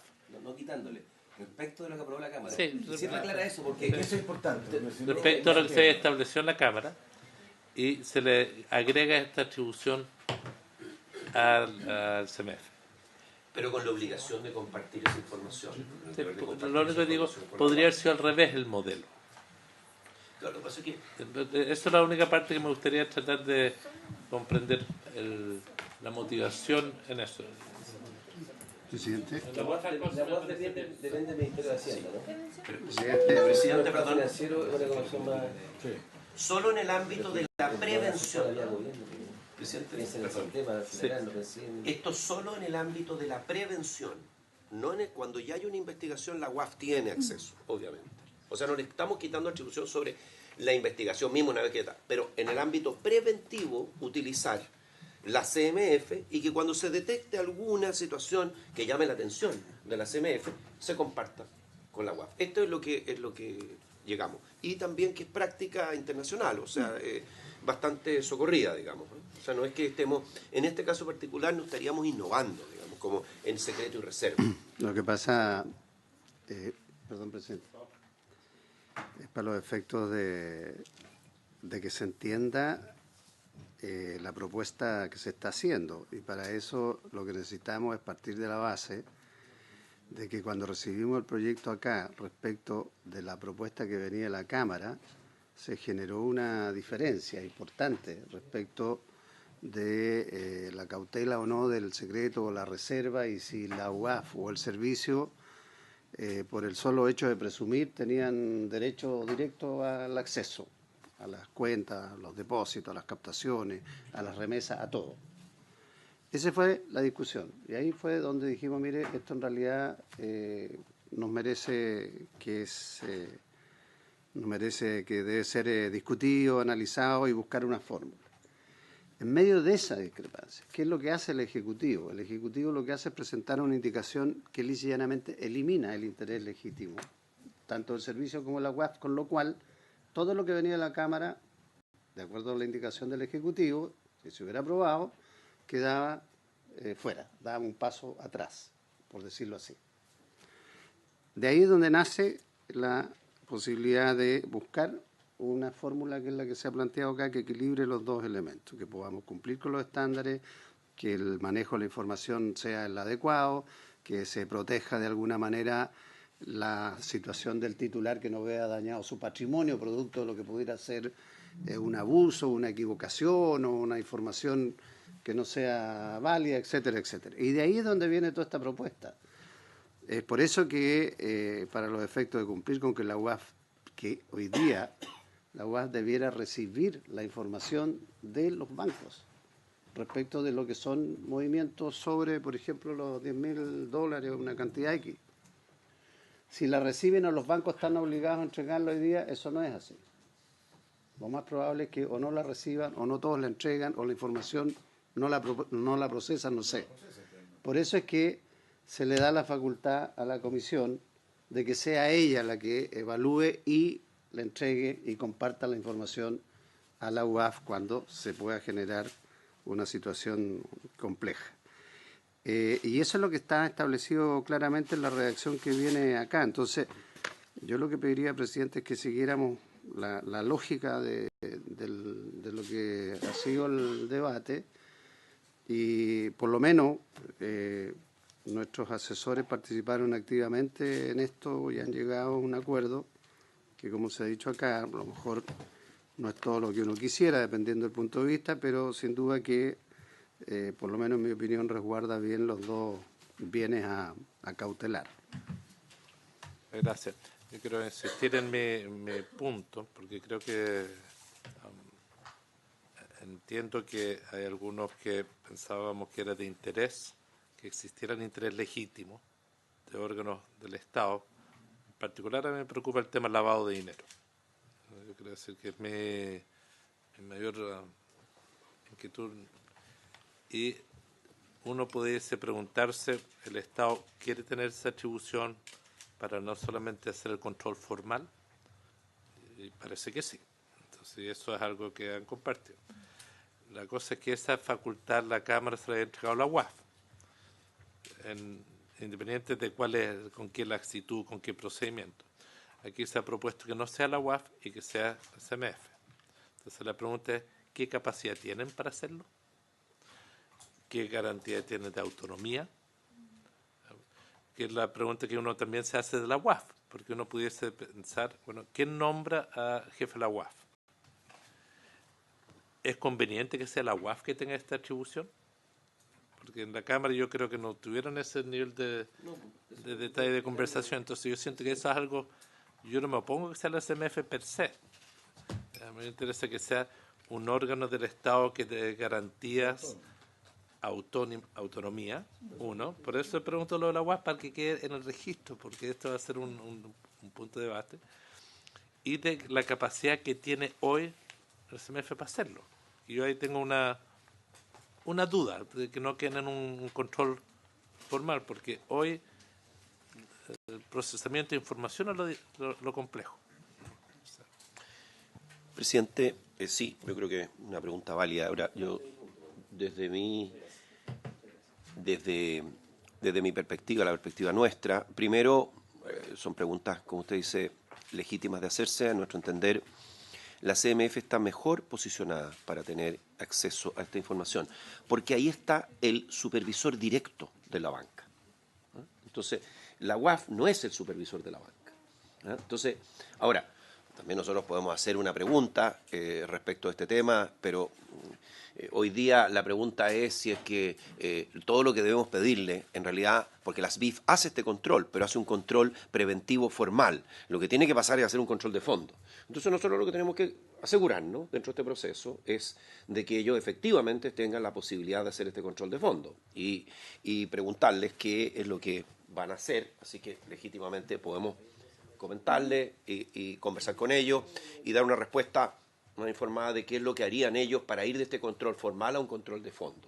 Pero desde la perspectiva de la lógica del sistema, a mí me parece que es el regulador de la banca misma el que tiene el mayor conocimiento y donde debería estar radicado. Yo creo que eso es parte de la lógica de por qué estamos radicándolo en la CMF y que cuando se detecte una irregularidad, entonces pase inmediatamente la información a la UAF con premura. ¿La UAF de quién depende? La UAF tiene... ¿Quién nombra al jefe de la UAF? El jefe de la UAF es nombrado por alta dirección pública. ¿Y se mantiene? Sí, la UAF está dentro del Ministerio de Hacienda. Cualquiera de los dos organismos. Afortunadamente. Desafortunadamente. Cualquiera de los organismos tienen un problema de grado de autonomía. No, pues presidente. Financiero no. Ese se elige de otra forma. Se elige por participación del Senado. Entonces, claro. ¿Me permite, presidente, 30 segundos? 30 segundos, sí. Porque yo creo, senador más Lagos allá tiene la palabra, la verdad. Pero déjame 30 segundos.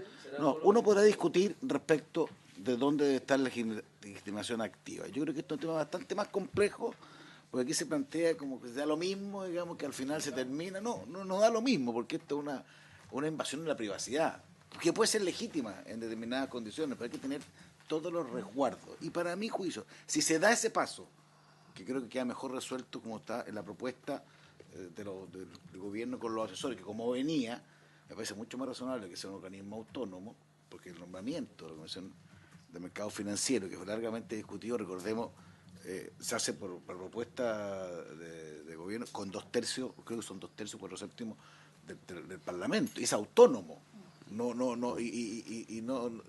tiene su vida propia. Las otras dos instituciones dependen, al final, con todo el respeto que merece el ministro, que esté del ministro de Hacienda, porque le puede pedir en un momento determinado. Hay de todo en la vida del señor, hay uno mejor, ¿eh? Pero es dependiente al final, no autónomo, en el sentido, y está diseñado así, de esa manera. Entonces, si uno va a dar un paso de esta naturaleza, yo insisto, que va mucho más allá de lo que a mí me gustaría, creo que el organismo, en todo evento, tiene que ser... La palabra del senador Lagos. No, yo me alegro de haberle pegado a la intensidad, senador Coloma. Yo siento, señor presidente, que usted hizo una pregunta, la última intervención suya, no la primera, que creo que fue conversada también entre nosotros, que apunta a la decisión correcta de decir, quiero distinguir la legitimación activa entre qué institucionalidad la va a tener, porque eso es una tremenda herramienta o atribución, sí, es una facultad muy fuerte. Entonces estamos haciendo un cambio acá. Y yo, se lo señalaba a usted, yo a ojo de buen cubero prefiero que esté en algo como la comisión, la CMF, que tiene un sistema de nombramiento y una cierta autonomía mayor, mira lo que digo, no digo que no tenga la UAF, pero mayor que la UAF, que es parte del organismo que tiene que supervigilar a la banca, a las instituciones. ¿Estoy en lo correcto? Lo que sí, y ese es el tema que, y ahí no quiero introducirle problemas a este proyecto, que había un acuerdo, que yo escuché al ministro, dijo, ya, entonces vamos a ver cómo la comisión va a procesar. No, yo diría, no vamos a ver cómo la comisión. Sería bueno tal vez tener claridad cómo la comisión lo va a hacer y si hay que tal vez en este mismo proyecto resolver el tema de las atribuciones que tenga o el procedimiento. No quiero introducirme en la cosa administrativa, pero no quiero que... No, porque yo estoy tratando de despejarme la duda de que después me digan, si usted aprobó la comisión, señor Lagos Weber, pero fíjese, la comisión no tenía estas atribuciones del todo claras, etcétera. Entonces, que tiene que quedar muy claro que va a tener la capacidad de hacerlo, porque si no nos estamos engañando. Sí, lo vi. Sí. Yo quiero que me lo ratifiquen, no el PowerPoint. Eso es lo que quiero que lo digo, senador, le digo en serio, que me digan que la CMF va a tener esa atribución y a mí de punto de vista de combinar o compatibilizar lo que es la obligación ante la OCDE, que hay países que tienen esto resuelto, aún dirán que viven mal, pero lo tienen resuelto, son países sofisticados, sociedades complejas, participación ciudadana, todas esas cosas que tienen. todo eso que tiene la OCDE en general, en buena parte de los países, no en todas, pero en buena parte, no, sí lo tiene. Son más sofisticados que a veces. ¿Para qué estamos? Que sea también con una institucionalidad chilena que responda a eso, y no le responda a la teoría, pero que no la tenga en el papel. Y para eso, si es la CMF, para mí es mejor contraponer, el señor Colmar trató de ponerlo, no, el senador Letelier trató de poner en contexto. La Cámara aprobó algo, aquí se presentó una indicación en un minuto que era completamente opuesta a lo que hizo la Cámara, y eso era un conflicto que íbamos a tener, pero un conflicto porque hay valores de por medio, no es que unos sean buenos y malos, hay maneras distintas, y esto es un esfuerzo de síntesis, y ese esfuerzo de síntesis tiene que estar muy claro que la CMF tenga esa atribución. Y eso es lo que yo quiero que se despeje acá, porque si no, como decía el senador Letelier, vamos a quedar aprobando algo que no... Yo quiero precisar, ministro, disculpe. Solo para contestar eso, sí, que se otorga, dice en el artículo 5 de la ley, en nuestra propuesta, el senador dice, se otorga a la CMF la facultad. O sea, mi inquietud es esa, ministro. Ahora paso a mi próxima. Aquí lo que necesitamos es buscar el equilibrio dentro de lo que es el bien común y el interés de las personas. Para mí el bien común es el que representa el Estado y sus instituciones.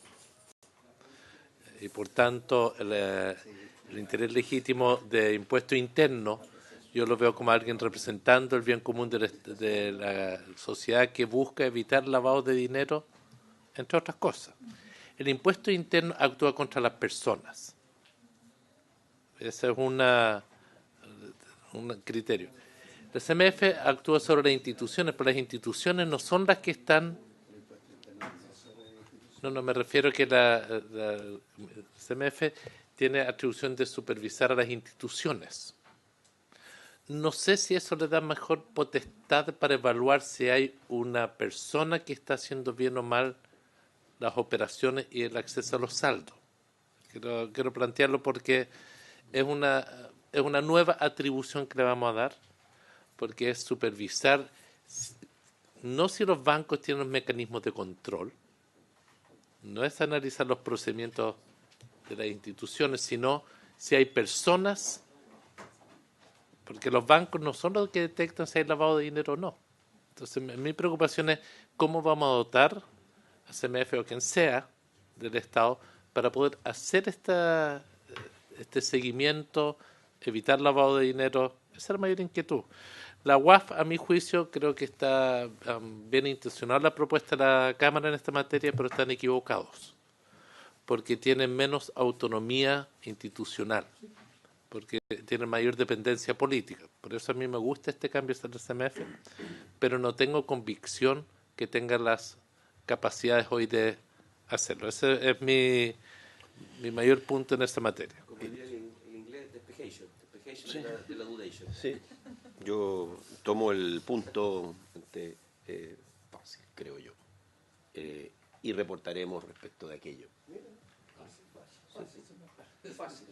Creo yo, relativamente, dije yo, porque no me parece que sea algo demasiado complejo. Pero el punto, yo añadiría un punto adicional, presidente, respecto de la inquietud esta de una que tiene...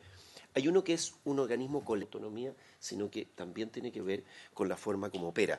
Y yo creo que en este sentido, unipersonal, ¿no es cierto?, a un organismo colegiado que hoy día es su sucesor, que es la CMF.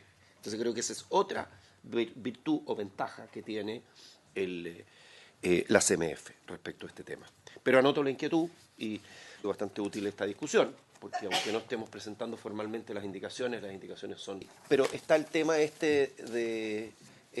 hay una cosa anterior de la Ley General de Banco respecto a la atención de público. Entonces vamos a ir al tema... Sí, esta es una...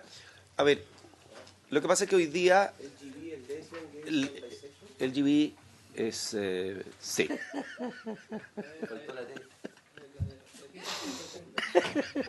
El GB. Entonces, el tema es, presidente, que la Ley General de Bancos hoy establece en forma explícita las obligaciones respecto a los canales de atención de público presenciales que tienen los bancos, pero la tecnología lo superó. Entonces lo que estamos diciendo es que, dados los avances tecnológicos, se explicita que los bancos podrán disponer de canales no presenciales, canales que quedarán también bajo la supervisión de la CMF. Entonces, estamos reconociendo una realidad de que hay atención al público por la vía de la web, por la vía de aplicaciones telefónicas, y que estos están ocurriendo, hay que reconocerlos dentro de la ley como mecánica. ¿No hay ningún reconocimiento legal hasta ahora? Hasta ahora explícito no, ese es el tema, no está explícito. Y esto, la verdad es que es algo que conversamos con la superintendencia, o la superintendencia dice que en realidad lo que ellos entienden en la aplicación, uno podría interpretar, pero ahí en la interpretación, ¿no es cierto?, creemos que es mejor dejar explícito que existen distintos mecanismos de atención de público hoy día. No todos son presenciales, de hecho el presencial probablemente en algún momento, si es que no ya, es minoritario. O sea, la mayor parte de las atenciones de público hoy día ocurren telefónicamente, a través de aplicaciones o a través de la web. Esto era importante para nuestro debate de ciberseguridad. Así que nosotros estaríamos también presentando una indicación en este sentido, presidente. Explicitar este mecanismo de atención de público y dejarlo bajo la supervisión de la CMF. ¿Eso es todo? No, presidente, hay unas palabras de agradecimiento, presidente, por la disposición y el compromiso de trabajo desarrollado en la mesa de trabajo, porque la verdad es que aquí hay un trabajo de casi 2 meses, o del orden de 2 meses, con representación y participación de los senadores, entonces y de sus asesores. Trabajo que se ha desarrollado con bastante fluidez y con buena discusión analítica, entonces queremos reconocer esta parte. Creo que ha sido una buena idea, porque teníamos 2 posiciones bastante encontradas, hoy día hemos confluido en una posición que es común, y también yo quería insistir, presidente, en la importancia de avanzar en aprobar la nueva legislación bancaria a la brevedad, o sea, en la medida que podamos, no sé, y eso ya depende de los plazos que se fijen, de indicaciones formales. Y por último, presidente, antes de terminar, estas son temas generales, pero hay una moción parlamentaria respecto de estos mismos temas, respecto del artículo 19, presidente, de la Ley General de Bancos.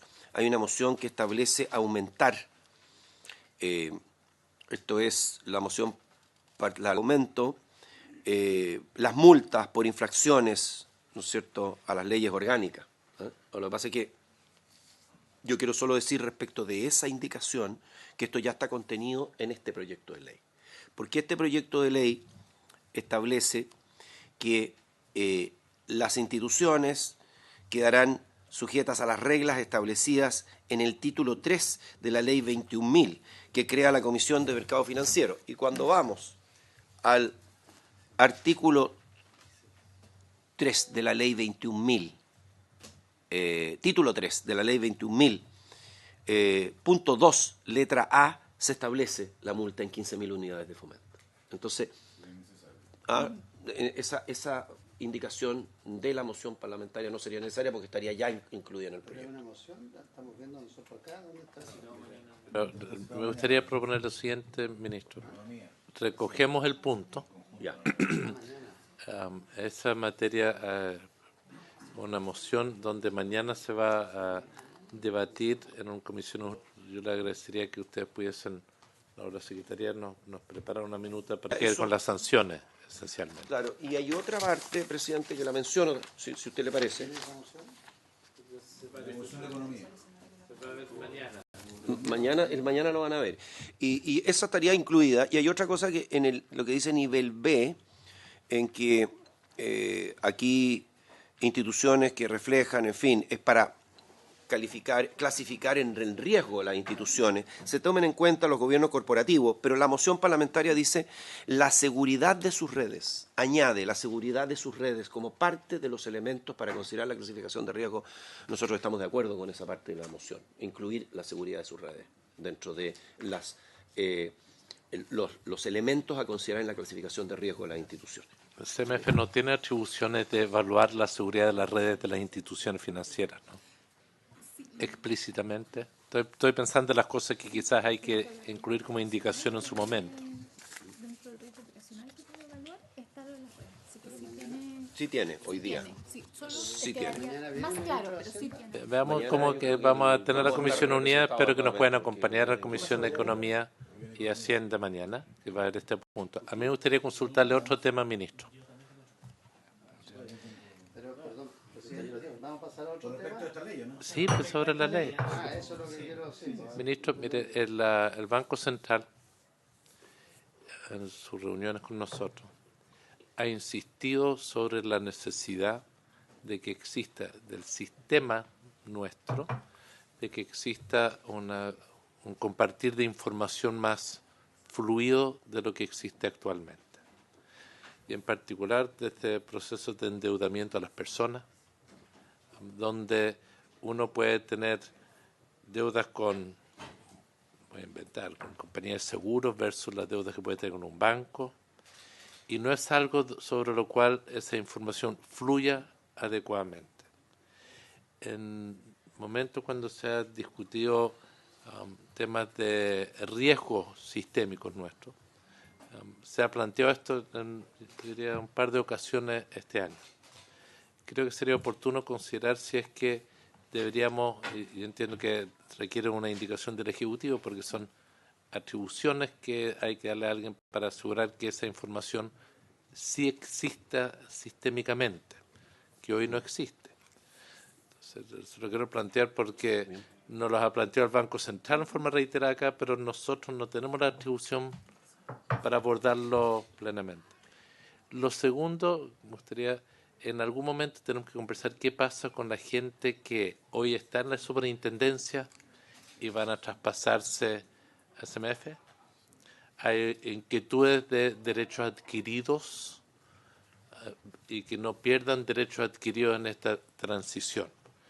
Yo creo que por ello, en una reunión que tuvimos con ellos, la redacción deja entrever por lo menos la sana duda de que van a perder derechos que hoy tienen y se van a asimilar a una situación que más bien de los trabajadores que hoy están en el CMF. Entonces ahí hay un tema que creo que sería bueno también despejar para que todo el mundo quede tranquilo con el proyecto. Senador García. Muchas gracias, presidente. Hace un par de semanas atrás me correspondió recibir a la Asociación Gremial de Cooperativas de Ahorro y Crédito. Y yo entiendo que también fueron recibidas por... ¿por todos? Ah, mejor. Un lobby completito. Ya. Ahora, a mí me parece que ellos plantean algo que es bastante lógico y dado que aquí en este proyecto también hay modificaciones a la ley de cooperativa, sin que sea el motivo central, por supuesto. Lo que ellos plantean es, a ver, hoy día para emitir bonos solo están autorizadas de las 7 cooperativas que están supervisadas por la SBIF, solo 4 pueden porque tienen más de 400.000 unidades de fomento, parece que son de capital, ¿verdad? Ellos sugieren rebajarlo a 200, de tal forma que las 7 pudieran emitir instrumentos de deuda y de esa forma mejorar su posición financiera y poder tener capital para entregar mayores beneficios a sus cooperados, etcétera. A mí me parece bastante lógico y creo que está resguardado el interés público porque son instituciones supervisadas por la SBIP y que van a ser supervisadas por la CMF, así que esto nosotros lo podríamos incorporar por iniciativa parlamentaria, podríamos agregar una indicación si tuviéramos acuerdo, también podría ser objeto de un proyecto nuevo, distinto, pero si estamos en esto podríamos hacerlo, yo creo que no pudiera no haber inconveniente, pero sí sería bueno que tuviéramos la opinión del Ejecutivo. Yo entiendo que tú los recibiste y entiendo que de alguna manera compartes también, por lo menos lo que ellos nos han transmitido, de que no habría un gran reparo a de que esto se pudiera hacer. Para ir recogiendo. Gracias, presidente. Senador Coloma. Presidente, gracias. Yo quiero hacer una propuesta más procesal respecto de este proyecto. Yo tengo un temor global, porque este es un proyecto que lleva harto tiempo discutiéndose y legítimamente es un esfuerzo que los asesores hicieron un gran, junto con el gobierno, un gran esfuerzo por ponerse de acuerdo en algo distinto. Usted dijo en la pasada algo que que yo no quiero dejar pasar, pero simplemente para dejarlo claro, respecto de cuál es el bien común. Si el bien común es lo que el Estado considera importante, en la lógica A, o las personas y todo, y cada una de las personas, en la lógica B. Eso refleja un poco la dificultad del tema mismo, porque de alguna manera se traduce en eso. Entonces, dicho eso, yo quiero proponerle, presidente, yo no sé si hay una opción de abrir un plazo de indicaciones hoy día para que el gobierno los pueda incorporar y lo votamos el próximo martes. ¿Sabe por qué? Le voy a explicar. En el entendido que aquí hay otros temas que pueden estar subyacentes, que si hacemos un esfuerzo por incorporarlo podemos demorarnos 6 meses. El tema de la ciberseguridad es un temazo, digamos, pero yo creo que va a requerir una madurez. A mí me sorprende el tema de la ciberseguridad. Dejo un pequeño comentario.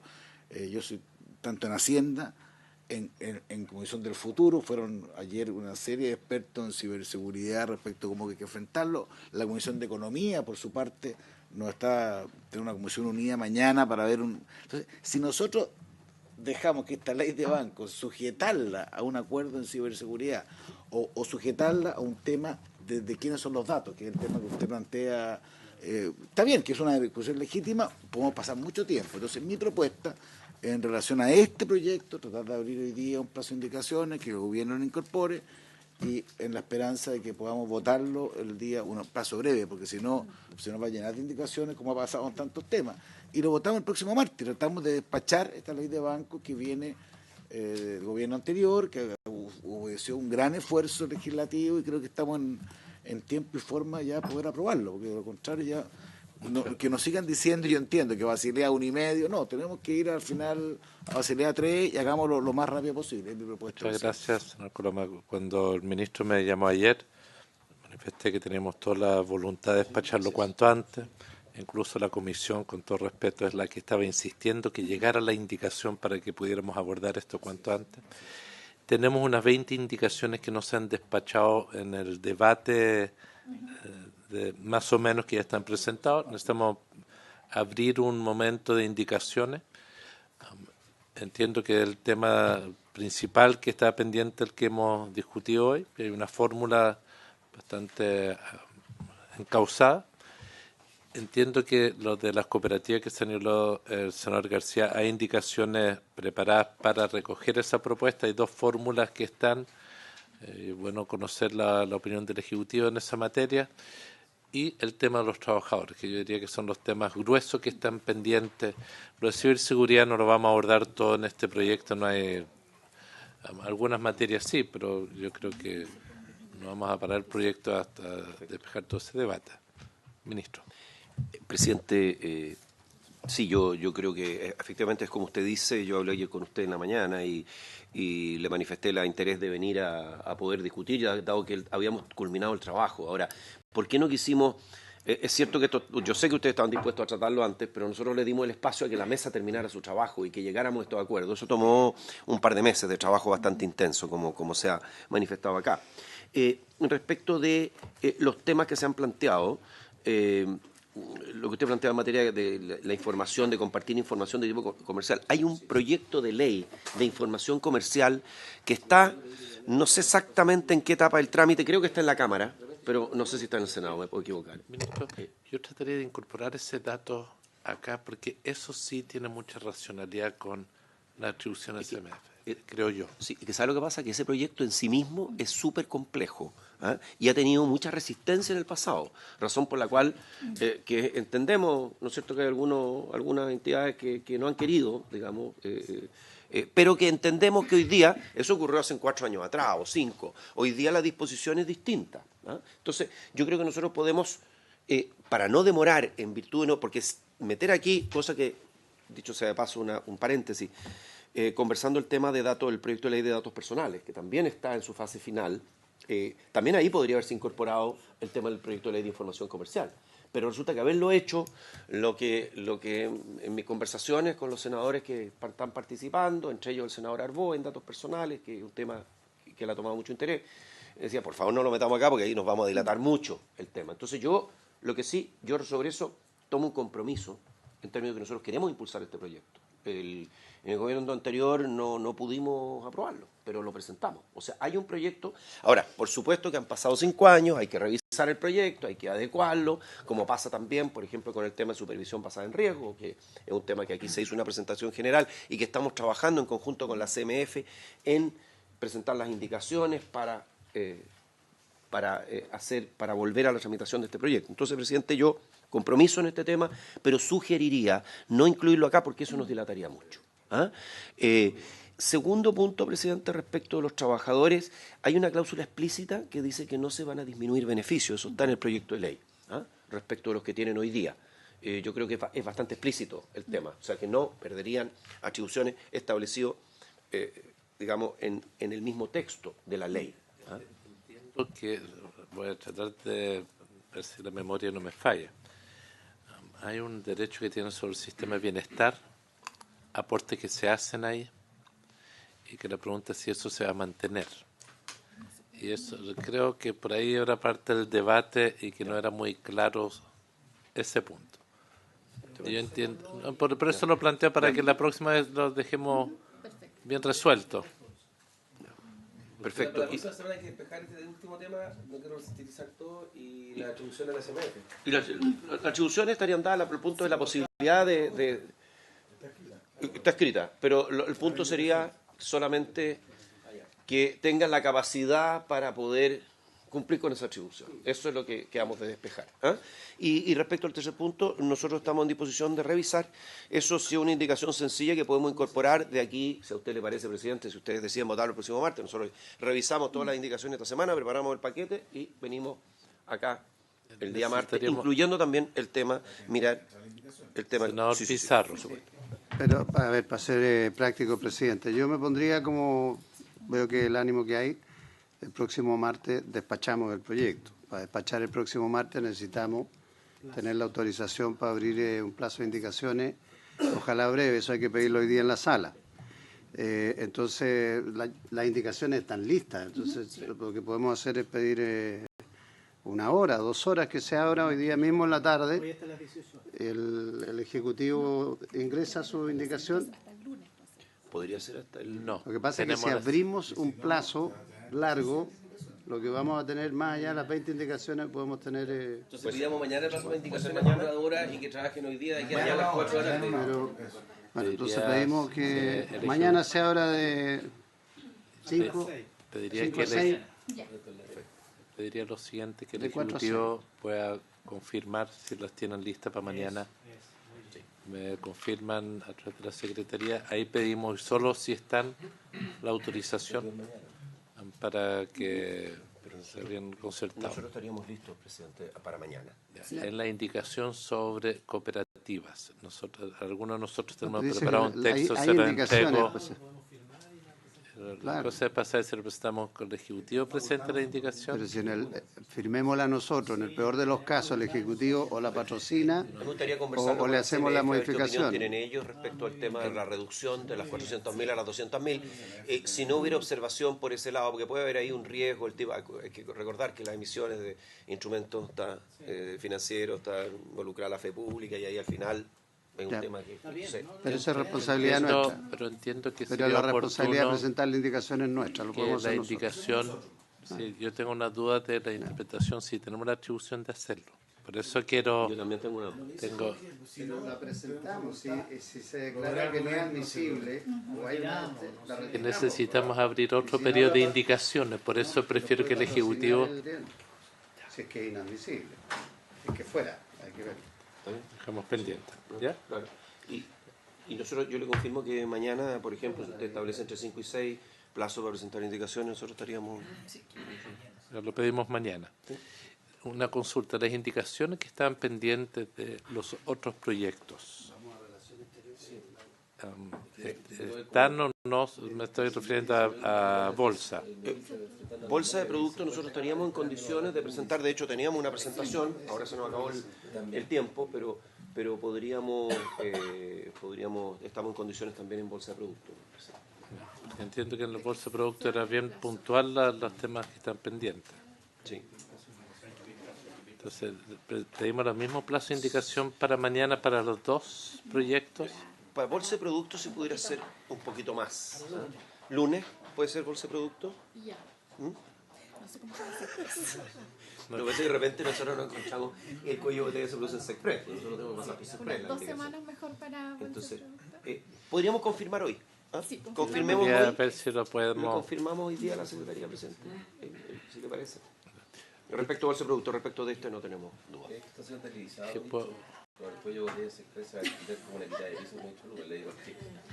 En todo caso, déjeme una aclarar mi consulta, punto. pero señor ministro, entendemos... Ministro, lo que pasa es que ellos están inundados de trabajo. Entonces, a veces, si nosotros les metemos un proyecto adicional, puede ser un grupo importante de indicaciones adicionales. Entonces, ya, los podemos... porque está esperando el canciller arriba de la Comisión Exterior. puede ir a visitar al canciller cuando quiera, de inmediato. No, lo último, estamos con un proyecto que entiendo que DIPRES tiene que tomar una posición que es la del sistema de biodiversidad. El Servicio Nacional Forestal, hay un tema, ministro, que sugiero de que se genere un espacio de una mesa de trabajo, porque no veo que esos proyectos van a avanzar favorablemente si no se genera una mesa de trabajo. Se está con un nivel de desencuentro bastante amplio. Y creo que sería bueno... Te decía, el de diversidad, el sistema de diversidad. Es que los dos proyectos van de la mano. ¿Qué es lo que pasa con CONAF pública? La situación de la CONAF y el Servicio de Biodiversidad tiene que ver con qué pasa con el sistema de parques nacionales y está generando un nivel de desacuerdo bastante generoso. Habiéndose cumplido el objeto de la sesión, se levanta. Muchas gracias, ministro.